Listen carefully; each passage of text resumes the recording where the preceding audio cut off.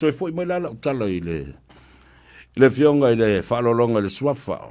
Ya lupe matasila Anae. I've worked with him in so many years and so many other projects and had a very good relationship with Anae after Anae. My disappointment, my na whaia tuala utala Ilisias, ia mea o te whiwhia ngā lui whatasi e manai. E foi mea o te le whiwhiai, e lango Anae. Let avatu sao e lumo le tunu, a whaafonga le tunu, wai le ai masesi, e alu sona fia mai a, le liu mai e whapea, whatali la o elisa vea le teimi tate, a wal mea e pala ai el tangata, e te tau fola se mea tate wheilua i ai, au te le tau whai atu langa ne i o soli tu la fono, o whaasa launga, ma tu maanga o le vale le i o Samoa. A wai le la mai lisi tangata, e whai atu si leanga o lana amio. Ma le mawhai ona sa i o winga o meutang. O se tasi na o mea e te tau o ngā lue i aia. Ina ia mawale on sa i male whaato toa. Ona o te le la vātau upu mas tangata. Ma umi ona fe whaatau wa i le langona ma le langona.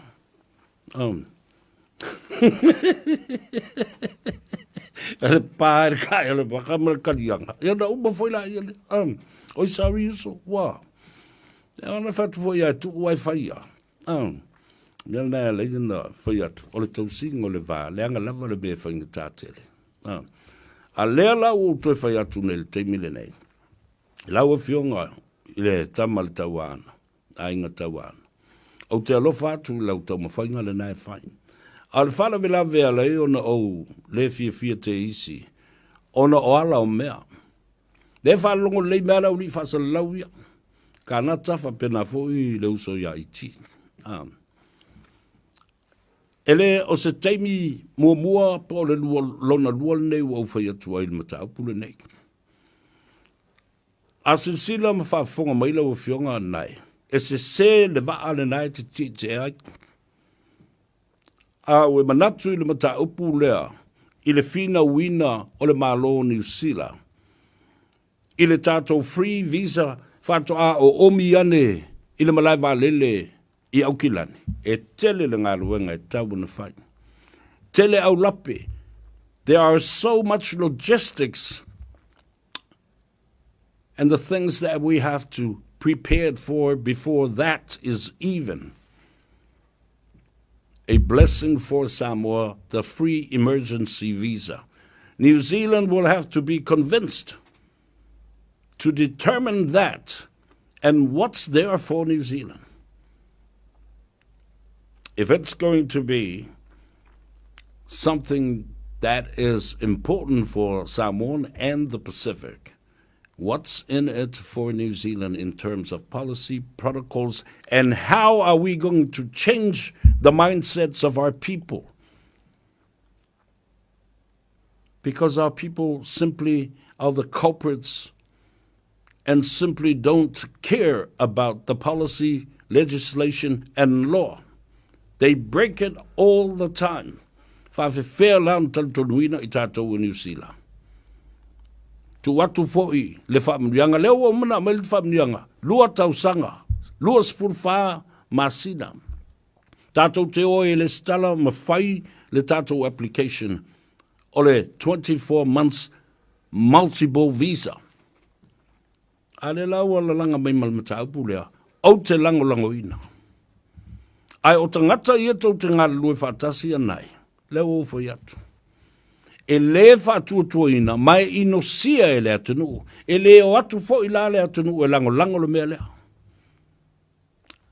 E matala le polokalame le atau sa vea, I so se taimi e te fio mai ai. Tā te tala ma Faasoa se I whaafonga Samoa, because it is logical, it makes sense, and it's important. Lale winga lo tala. A fio mai I le vaitele le nei o Samoa o lo iai mātou nei. Lea o lo iai le fono fautua le vaitele le nao Samoa. Le lalo langi le nao Samoa. Malona malo si anga le nao le o iai le taimi le nei. Le ofisa o le konsula o Samoa wau. Malona au waa. Le au whainga luenga le nā le malo. Ai maise. O le sau whainga. So o whatasi e whaife au Samoa i to tonu au kilani. Aia. E la lango ma apo mai. Ma a apa mai ai e wha malosi atiri ai. Ta i o le Pasifika. Pacific Leaders Forum, leo lo iai tele ai, to filau, whape na fo i le fionga i leo lo li i puleai, sembi puleai, ma le whale tui a sene, ma le tō tele o lisi vaenga le na. Awa, whawhetai la leo o tātou o nei e tawa whai me mal Pasifika nei e manatu e malosi. A o lesi fo i pointo te mana o ina ia whaafonga ma sila iai. Awa ana o asa mo la tō e whaile la tō whinaunga. Ma toe tilo ma vanga vangaia, le whea ngainga na osi, o le Treaty of Friendship, le whea ngainga wha le wō. Le aia seisi atu motu o le Pasifika, e eisa na whea ngainga wha penama New Zealand, ua na o Samoa. Alo o iaifo i tonu o le wha vai. Ma upu tu o le na whea ngainga. E ai le teimi e whai e ona tātou o mai, e toe lo tea matagofie, ma toe va ili. Ma mai oa, pe iei nisi mea e tala whea ngai, o ni mita upu e le leie manuia i New Zealand, manuia i Samoa, e leo ta ua mele Pasifika. Se manu, e whaingofia e New Zealand, ona mimilo mai ma apa mai. Whaile mea lea, because Samoa's case has merit because of our Treaty of Friendship. And I'm telling you, no fionga Anae, you're sitting and you're sailing the wrong boat with those wrong people around you. Come to the bigger stream. This is the lake and the river where all Samoans are bathing and having a jump in and a swim at. Amai le ta elenga tele lea, le vai tele lea, o lo utubai ei lea tunu.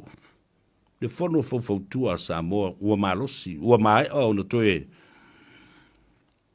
ta pena whaalelei.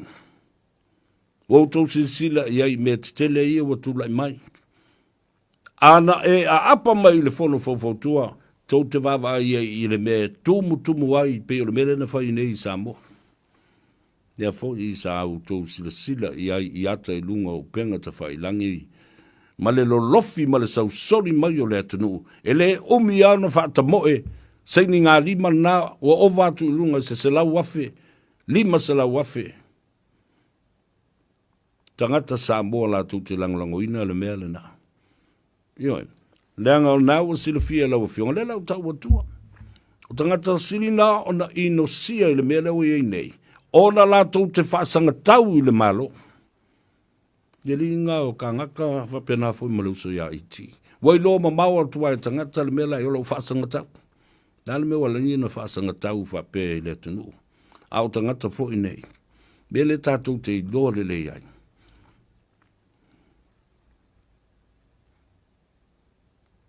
Ona o lātou lava ia te tau ma le sa o le tonga le tangata. Ona o muri i tā inga. Manisi lātou te lalango whatasi, ma whelelei whatasi e peia o le upu poto whapele tānia ma le ala ngā upu te avatuso. Birds of a feather flock together, eat together, swim together, fly together. Ioi. Nanga tutusa le lea le lanu o lātou fulfulu. E momoe whatasi, e ai whatasi manulele umai. E fele lei whatasi, e tau musu ma tau mui whatasi, ma tau whaleanga whatasi. Ai o lai le teimi to ulu te itasi, e o lātou fulfulu, e to ulu whatasi u ma lātou fulfulu. E le kaimia kasi. E whapea Samoa, toi alo i mea nei o tātou tala noa i ai. Leanga o le lumana i o Samoa la lea, wa whalango i ai le mea lea ua whama ite mai nei o le tātou free visa, ia whapea fo i ma le tātou emergency visa. Lea nau tau whafonga iai, nau ama tala noa ma le fionga ia wau vasa mana ia. Sir Winston Peters. Come on, Al, make your mind up. What's in it for New Zealand? How does New Zealand benefit from this? You've already been given 24 months to apply to have your passport stamp with the multiple visa to go and travel back and forth. And now you're wanting this emergency visa. O le tali la le nā he te tau na tali e Anae. Mai te tau e sau le vaitele. Teach us how this is going to pan out and how we're going to action this motion that is right in front of us now and even in front of the New Zealand Parliament. Who are the members of Parliament over there that are going to sponsor this bill? E pei ona iai le tātou sitseni, le eto lua tātou whaipule, o le green la sponsor ina, le pili le na tongi tonu o. Whanana, le ua tu malone. Whanana e Feso Collins, whapena fui tu yono te anau. Ao na wha manino ma wha mamlama lim ta upul nai lau fionga il whalolonga swafa lupe matasila Anae afo nai.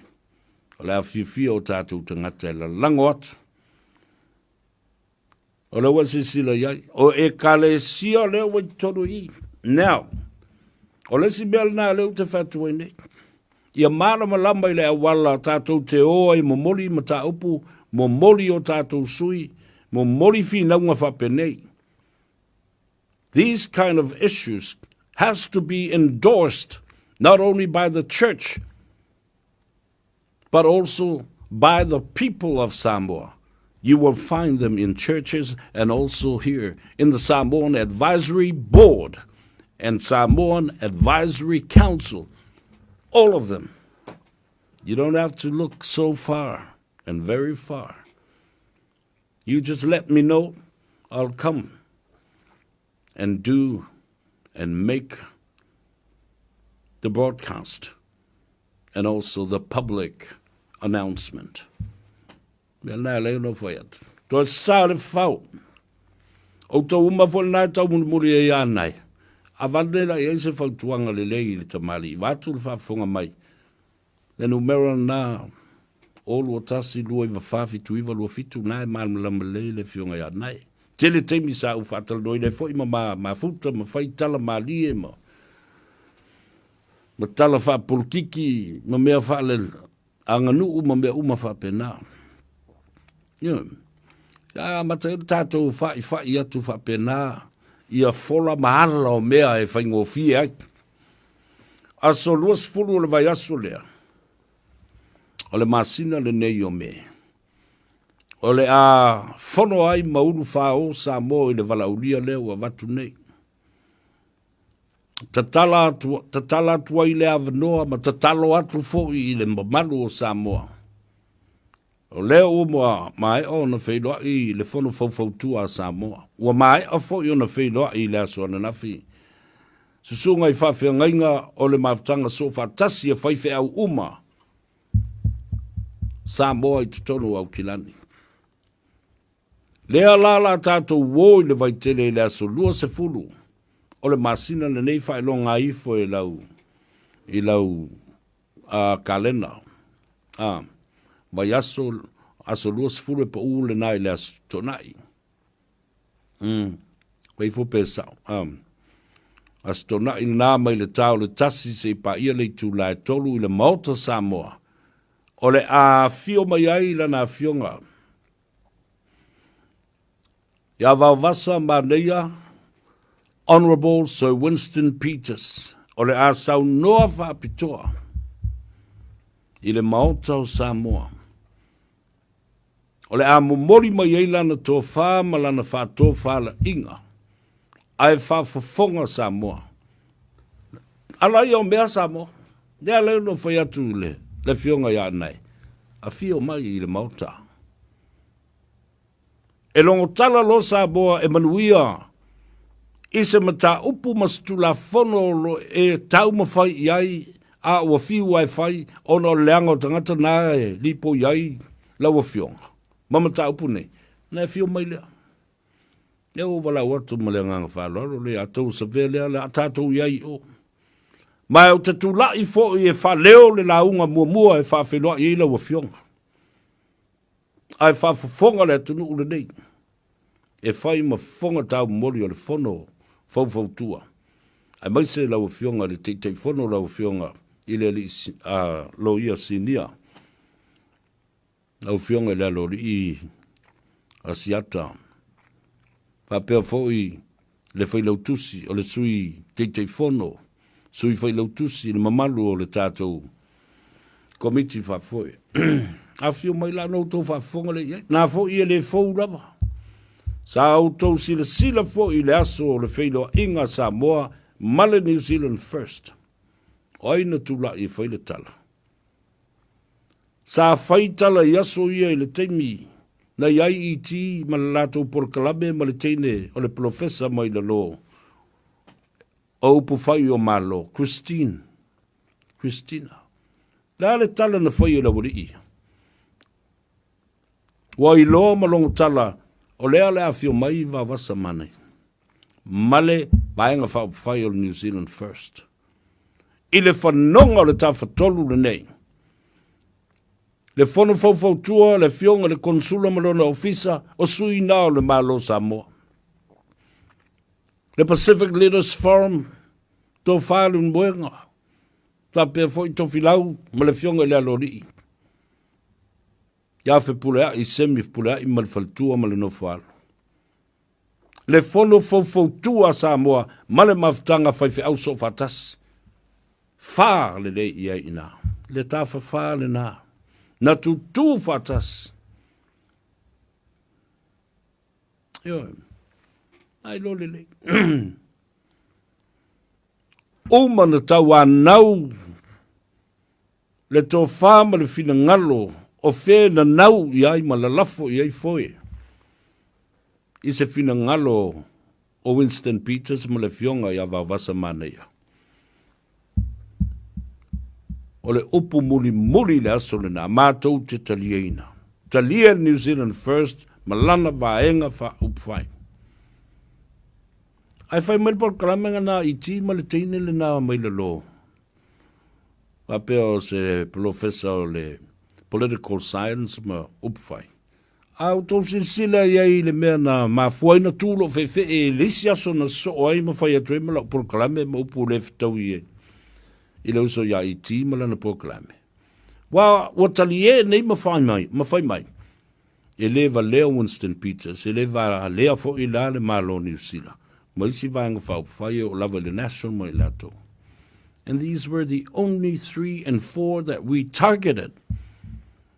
It was a political movement and a political initiative and the intention that we don't need the national. We don't need any other people. Pealu ese le act ma le national a yamato moa. New Zealand first, le leipa, le maori, whapena, le green, wa lava matatoe le na. We will get the majority of the house, and we did. What happened? Nana leino whaiat. Nana umana pasio tulafono. Talia ele parlamento New Zealand. Sau lo fa yatu o to o malau fasa laude. Tau te tū ma mau. Tau te le o mai me whaia le tunu ai tau te tau ai maa ma o to whai tala mata ngā mai. Tā puri le ngutu le tangata. Tulau alfa whonga le tunu. Ia, tau wā ele mea kau whekau i le wala. Wa mā whee ina wa. E moi fo le ata. Talia le pale mene, mātou whele lei umai le lo. Whape nā fo i lal tūblanga le mea lea, le wā lai o lau whai atu.